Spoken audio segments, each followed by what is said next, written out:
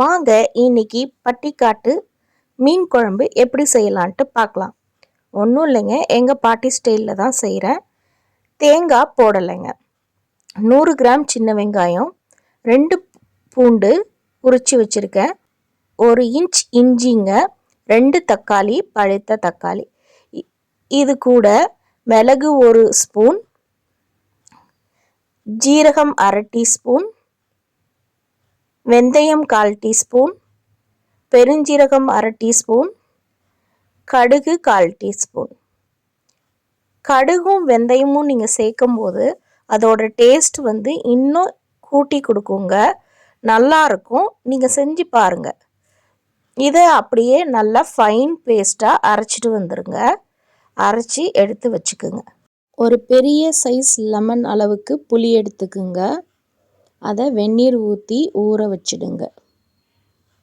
100 ml நல்லெண்ணெய் ஊற்றிருக்கேங்க. நல்லெண்ணெய் தான் நல்லா டேஸ்ட் கொடுக்கும். கடுகு 1 டீஸ்பூன், கடுகு 1/2 டீஸ்பூன் வெந்தயங்க. நான் அது குட்டி ஸ்பூனுனால 4 வாட்டி போடுறேன். கொஞ்சோண்டு ஒரு 1/4 டீஸ்பூன் ஜீரகங்க. அவ்வளோதான் தாளிப்பு. வெங்காயம், பச்சை மிளகா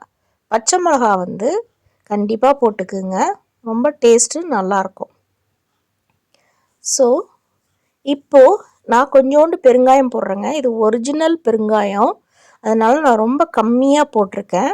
ஒரு மிளகு சைஸ் அளவு தாங்க போட்டிருக்கேன். நிறையா போட்டிங்கன்னா கசப்பு வந்துடும். 1/4 டீஸ்பூன் மஞ்சத்தூளுங்க, 3 டேபிள் ஸ்பூன் குழம்பு மிளகாய் தூளுங்க.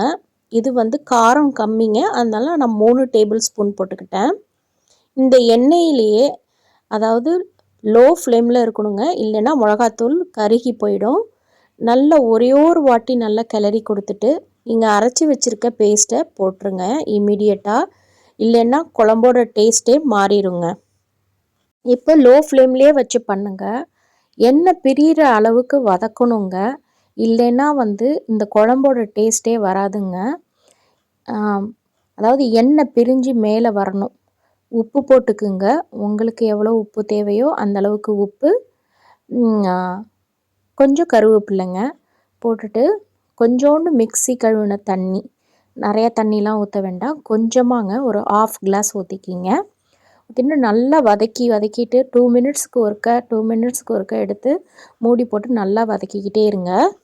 இந்த ஸ்டேஜில் நீங்கள் புளியை கரைச்சி வச்சுக்குங்க. தண்ணி ஒரு 3/4 லிட்டர் இருக்குங்க. இப்போ பாருங்கள், எண்ணெய் அப்படியே பிரிஞ்சு வந்துருச்சு பாருங்கள். இந்த ஸ்டேஜில் புளியை கரைச்சி வச்சுருக்கிறத ஊற்றிடுங்க. ஊற்றின பிறகு நல்லா கொதிக்க விடுங்க. அப்போ தாங்க அவ்வளோ டேஸ்ட் வரும்.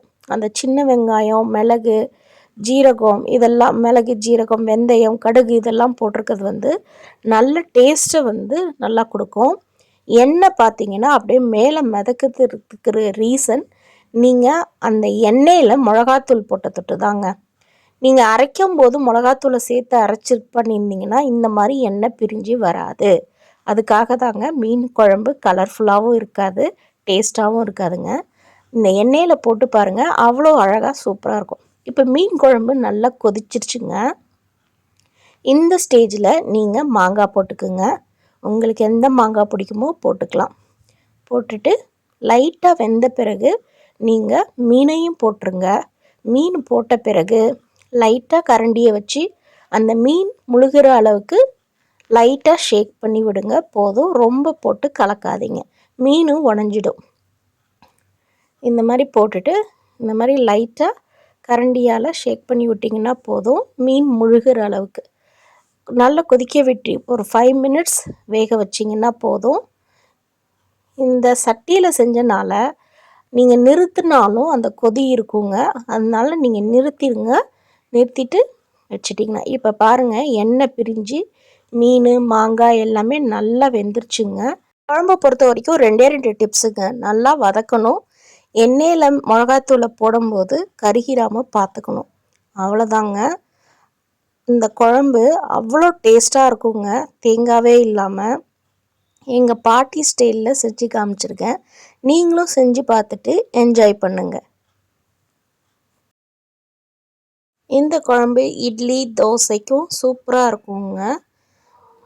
அதே மாதிரி இந்த குழம்புல வந்து நல்ல ஒரு டேஸ்ட்டும் இருக்குங்க.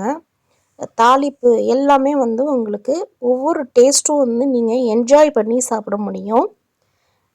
நல்ல சுடுசாதத்துலேயும் போட்டு சாப்பிட்லாங்க. பாருங்கள், ஆவி பறக்கிற ரைஸில் குழம்பை ஊற்றி அப்படி சாப்பிடும்போது அமிர்தமாக இருக்குங்க. நீங்களும் செஞ்சு சாப்பிட்டு பாருங்கள். பாய் பாய்.